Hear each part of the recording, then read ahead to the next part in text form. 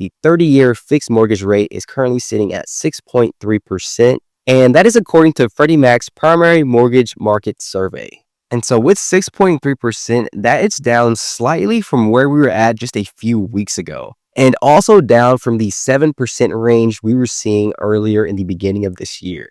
Now, it's not some massive drop. However, it is still enough to start getting buyers' attention again. And the 15-year fixed mortgage rate is currently sitting at 5.53%, which we haven't seen since last spring. And if we zoom out, you can see how the rates have been gradually trending downward since the summer.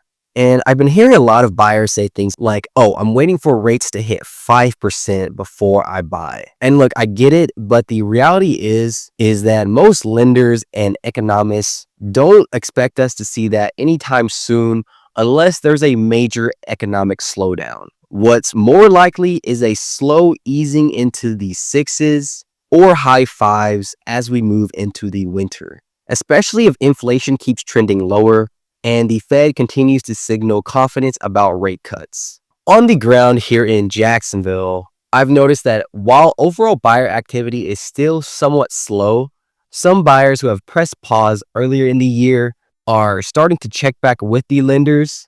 They're not all pulling the trigger just yet, but that small drop in rates has definitely started a few new conversations. So while 6.3% isn't exactly cheap compared to the pandemic levels, it's definitely a step in the right direction, and it's helping bring some cautious optimism back into the market.